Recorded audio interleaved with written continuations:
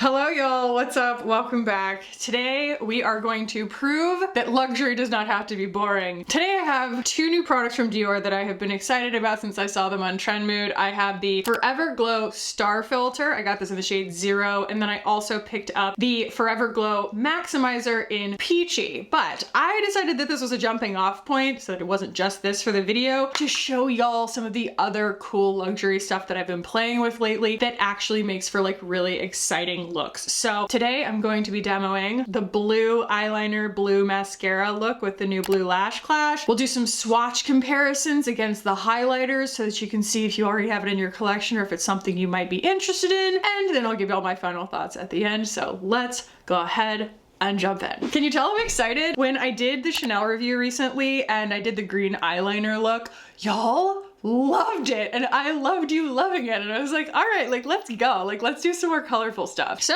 since this is kind of a primer, that's the first thing we're gonna use. So again, this is the Forever Glow Star Filter from Dior. Not Dior Backstage, just regular Dior. There is a pretty big price difference, the same way that there is between like YSL and YSL Nu. I just noticed that there are different styles of performance. It's just like one tends to be a little bit more like lightweight and a little bit more low key, and the other one tends to be a little bit more glamorous. I don't know, sophisticated. So here we have it. This is very much what you're used to seeing from something like the Auric Glow Lust. So here I have the Auric Glow Lust in Morganite. Those are virtually identical. This is the Dior and this is the Glow Lust. So, you know, if you want to support Sam Ravindal, I would go with that. If you're more interested in Dior, you can't get Auric where you are, then, you know, we're going to test out the Dior today. But they do, the colors are exactly the same. That is hilarious. I'm going to apply this with a sponge. I just want to see what it does. And maybe if there's not enough moisture to it, I'll put a little bit more on with my fingers, but let's see. Ooh, big difference between this and the Auric Glow Lust is that it is fragranced.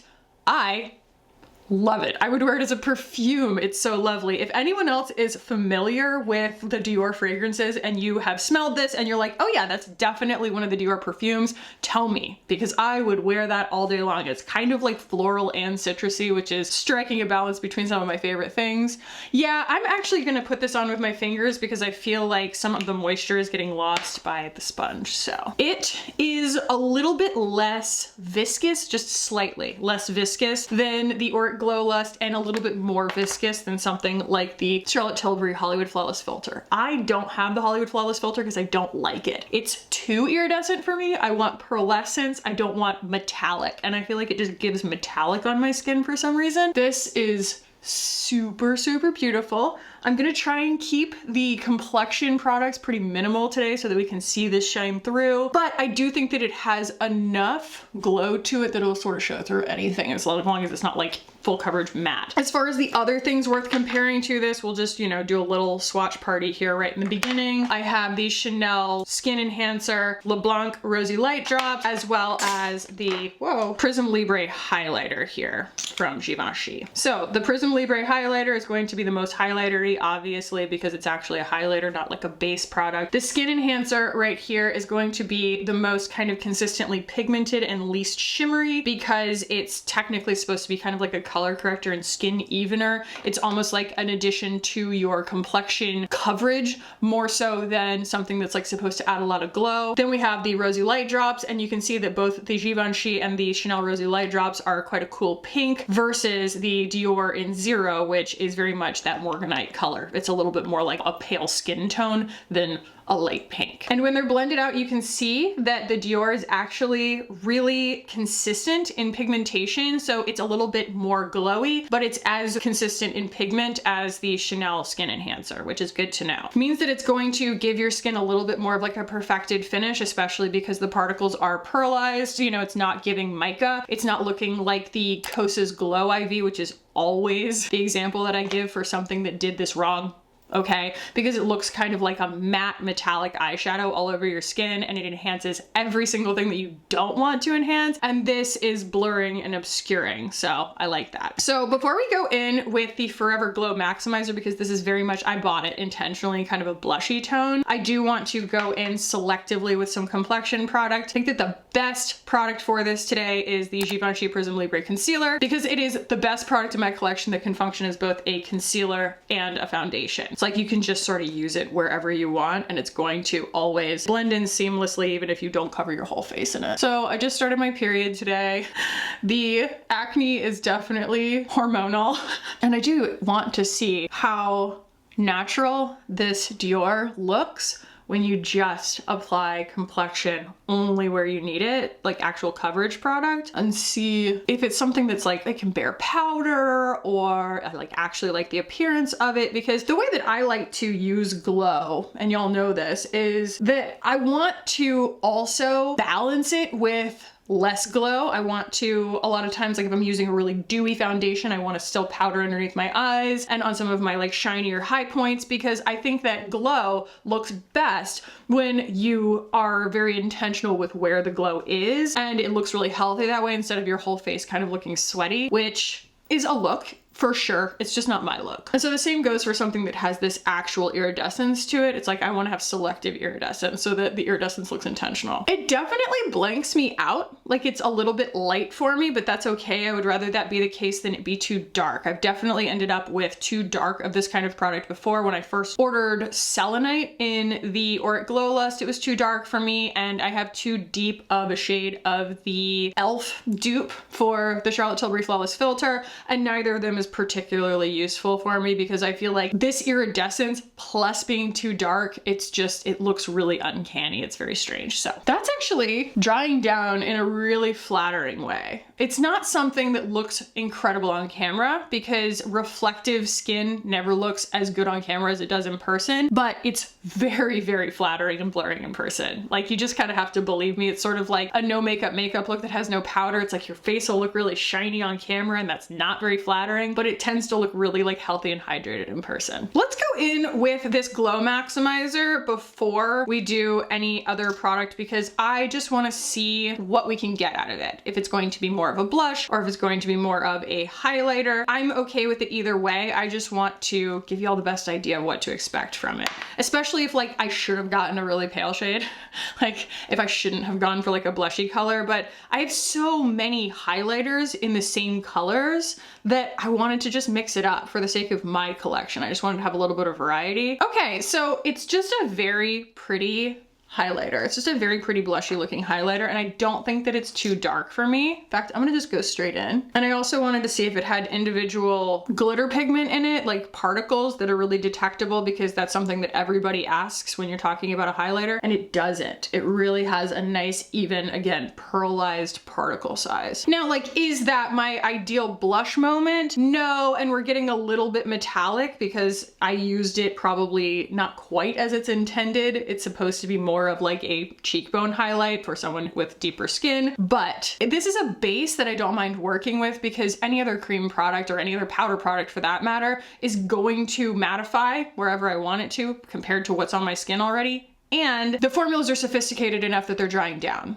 So I can work on top of this with powder even though it looks really dewy. Plus I think my skin just looks really healthy. It just needs some bronze. It needs bronze so bad right now. So let's go in. I kind of want to stick with creams. I feel like if I just go straight in with like my Hermes or something, it's going to just add to my hard pan problems. Lately I have been so into Mojave from Persona for my cream bronzer because it's a very good winter tone for me. I did just order 2 of the new Glossier ones, so we will see how those fare because I went ahead and got like the fairest shade and the second fairest shade because they both looked like they had the potential to be flattering just on like different times of year. Or maybe I'll just be as extra as I usually am with bronzer and wear both at the same time because I like to build believable dimension. See how that has a different textural effect than everything else that I have on my complexion right now. And so it starts to look more opaque and a little bit more like grounded, but you can still see that pretty highlight. And I'm using this Beauty Pie brush. This is the Seamless Foundation Buffing Brush. Beautiful brushes. They do such a good job. Pretty, pretty, pretty. Things are starting to look a little bit more like my skin tone instead of so icy. But if you're ultra, ultra pale and like cool toned, I do think that this Dior has a shade for you. you know, it's always news you can use. Who calling me?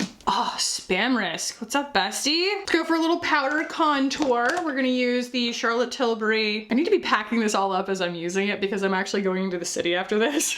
Gonna hang out with Ingrid. It's gonna be a really nice weekend. Yes, so I have my Filmstar Bronze and Glow here.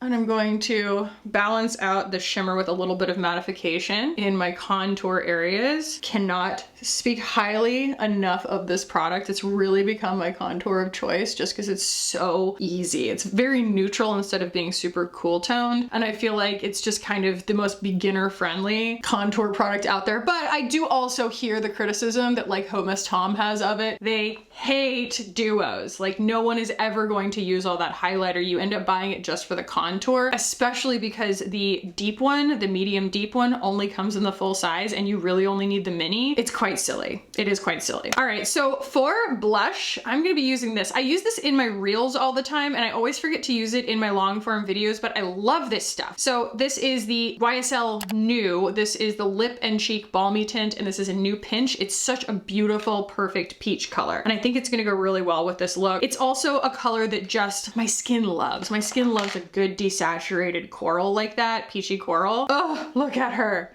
She's beautiful. So I'm just gonna use the same brush. Probably not the most advisable thing, but the same brush that I used for my bronzer. This is such a low pigment product. In fact, when we formulated my adjusters, I left one of these with Abigail in the Finding Ferdinand office because I had two of a certain color. And I said, mimic the pigment load of these because they're so translucent, like they're so low key. So there's that. We're ending up with some nice skinny looking skin. And the reason that I'm going as neutral, as safe as I am right now, I'm kind of trying to keep everything so low key, is because I want the eyeliner and the mascara to shine. This is an audible, okay? I'm calling a game time decision, but I bought the KKW, not KKW, the Skin by Kim. I got the eyeshadow palette and a couple of lip products. This is not a review of this. This is literally just me opening this up and having a first impression of it, so it's a treat for everybody, including myself. We'll see how it goes, but I just wanna build a really low-key matte eye look that's a little bit warm and a little bit neutral to place the blue on top of so that it has the opportunity to shine. Like I would go in with like a YSL quad or something, but one is quite mauve and the other one is quite cool, and I wanna stay pretty warm today. So let's just see how this goes. It might be a disaster, darling. All right, starting with this one, whatever that is. That's pretty. Okay, Kim.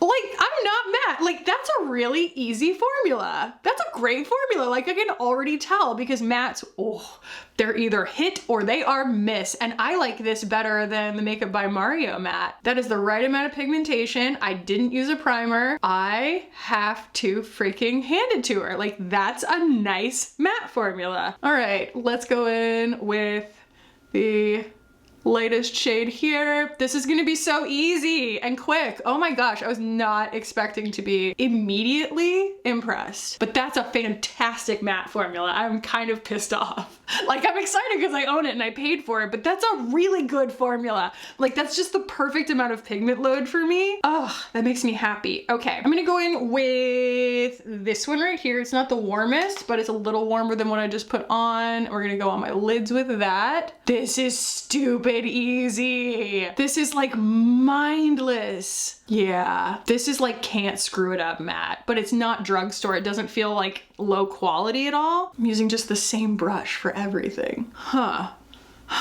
Kim.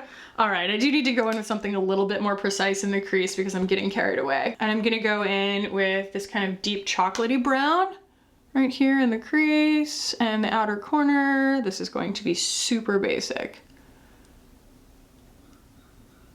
Oh, y'all. I am Rhode Skincare impressed / annoyed at how easy these are. Because that is how I measure the quality of a product, y'all. Is not just what can I get out of it, but like if one of y'all is new to makeup and you've been eyeing one thing over another, I want to direct you towards the thing that's gonna make your life the easiest and give you the best results. Bottom line, like makeup shouldn't be hard. Plus the undertones in these are really predictable. I feel like you're getting exactly what you see in the pan, and there's just something really intuitive about the cool versus warm in this that hasn't been overcomplicated. I love the Danessa Myricks palette, but I don't think it's for everyone. Y'all know that, the Groundwork palette, because it's just a little bit less intuitive if you are like new to makeup or new to eyeshadow, just because of the differences in the textures. But I also think that there's a big use case for it. You know, I think that there is a big like customer base for it, but this is just mindless. And we're going for Vaguely Threatening, apparently, using a little bit of a more yellow shade. Like, I don't know if Kim is actually like the super brain behind this, but even if she's not, she hired the right people. And that is the key to accomplishing anything, right? If you don't know, hire someone who knows. Okay, we haven't powdered, and I think that that's really going to help clean this up because I did go a little bit ham sandwich around my eyes, sort of the mood that I've been in lately. So I'm using a little bit of my Kosas here on one of these, y'all corrected me, Nikki LaRose, okay? I didn't realize that like it was Nikki LaRose, so I'm glad that when y'all said that, I was like, oh my God, I'm an idiot. Brushes by BK is where I was going with that. Cute. I do think we're gonna need more blush though. I'm looking still pretty pale. Are y'all gonna hate me if I use the Hindash Color Fluid in Boy Tears again? Because that's what I'm about to do. It's just the right color for this. So it's peachy and versatile, and it's exactly what I want right now. Again, just that nice balance of matte versus texture. And when you have products that perform so elegantly, they just do the work for you, you know? Now comes the fun part. Okay, the first thing that I want to do, and I know y'all are gonna be like, Khaki, are you good? I kind of want to put this on my inner corner. This is the Mob Beauty Cream Eyeshadow, and I know I had misgivings about this initial release because I was like, what am I supposed to do with this? But it turns out it's a collab, and it is a collab with someone who very intentionally put these colors out. And I just feel like I could make use of them. So we're gonna do a little bit of the blue on my inner corner here.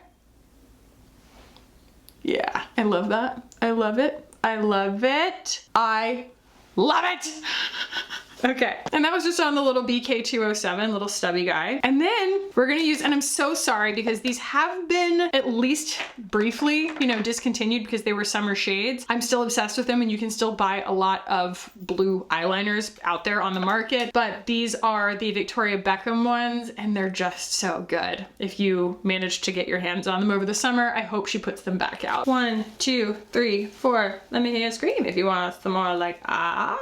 Push it, watch me work it. I'm perfect. All right, I'm going to grab a little eyeliner brush here and get her ready to go because you don't want to let this completely dry down before you get the shape that you want. So look at that. And the other thing that I kind of want to demonstrate for y'all today that I'm really excited about is how flipping vibrant the YSL Blue Mascara is, because that was the question I got a couple of times when I put the reel out of this look on my Instagram. Go follow me on Instagram at HeyKhaki. And y'all were like, are your eyelashes just naturally really light, or is that really that vibrant of a blue mascara? Because there are a lot of blue mascaras out there that just don't pack the pigment punch that a lot of people want, and let me tell you, this one does. So the Satin Kajal formula from Victoria Beckham, I can't say enough about this in general. Like, even if you can't get this color in particular, all of them are gorgeous, and this is a formula that behaves so beautifully. It's this lovely, super glidey gel that dries down completely once you're done working with it, and it's not super fast. Like, you have plenty of time, but I wouldn't have wanted to be like hunting for a brush indefinitely, you know? It's somewhere in the middle there. But when you do get it on, it wears all day. So awesome. And it's just fun. It's just fun. I just wanted to have some fun today. At the end of the day, it's just makeup. All right, let's curl my lashes. I have my eyelash curler from Shiseido here. And now comes the fun part. Now, is this the formula of all formulas? No. No, this is not the most like long-wearing formula. However, they did come out with a waterproof lash clash, and it's fantastic. I wore it to go get a massage, like an hour-long massage the other day, and I came back and filmed the podcast afterwards. And like, was it perfect? No, but it did an amazing job, all things considered. I was literally like slamming my face into a massage table for an hour and getting pushed on. So, come on. I love the idea of everything being a little bit more skin native, playing it safe, and then just focusing on like big details like this, like letting something like this really shine through. And then you can focus on excitement around texture on your skin and things like that, but just keep the color concentration right there. Looks so freaking cool. Throw on my Kosas Airbrow here in soft brown. And this is so much easier for me than wearing blue eyeshadow. Blue eyeshadow is difficult for me because I have, you know, neutral warm undertones. And if you don't wear blue as its most saturated version on my skin tone, it just looks muddy and gross. And so you want blue. You want it to come off as blue, and it needs to look super intentional and super obvious that you meant to do it. Otherwise, it just looks really, really weird and slimy. And so this gives, I frickin' meant to. So I want more coral. I want moral. And I think that the answer here is the Givenchy Prisme Libre blush in coral. I think that that's going to give me the softest kind of appearance, but still give me a lot of color impact. It's so pretty. It's so pretty. And it has the best texture on the skin. Look at that. I think that this is the superior coral blush. I'm gonna use a little bit of my Victoria Beckham bronzer underneath my eyes here to make sure that everything looks really blended.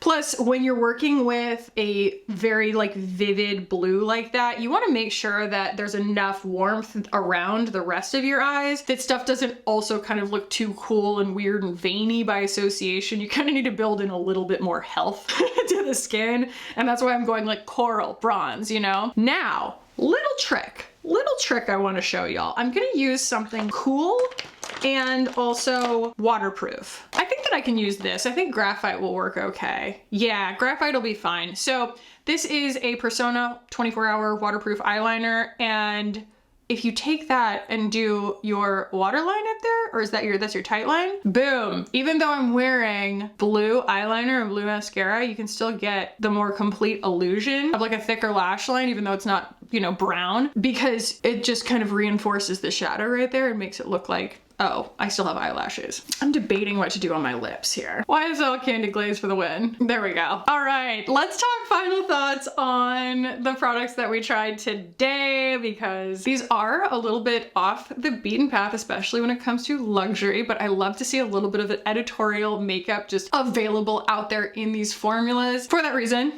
I'm glad that I shared them with you, but also I want to give y'all real reviews. I love the Dior Glow Star Filter. Like, I could see using this any day. It's a fantastic base that gives you glow and a little bit of hydration, but it's not as syrupy and present on the skin as the Dior Glow Lust. Just bear that in mind. If you have been kind of thinking about one over the other, this is going to be less viscous, and that could be a selling point, or it could be a selling point for the auric. You know, it's just a valuable news you can use kind of thing. I'm gonna say that the Forever Glow Maximizer, I kind of knew how I was gonna feel about this, and that is that like it's pretty, but it's not necessary. I wish that it had like more something to it. Like if it was more of a highlighter like the Givenchy one is, like the Prisme Libre, or if it were more blushy, like more pigment to it or something. So it's like I could use it as something like that, but it just kind of, it's redundant with this. I don't feel like that they're both necessary. I think that this is the winner and this is kind of auxiliary, you know? I hope that you can tell that this is a huge winner for me. I mean, I just sprayed myself with Fix Plus and the mascara didn't go anywhere. This is not the like most eager to smudge mascara in the world. It is something you kind of have to babysit. Maybe they will, or maybe they already have,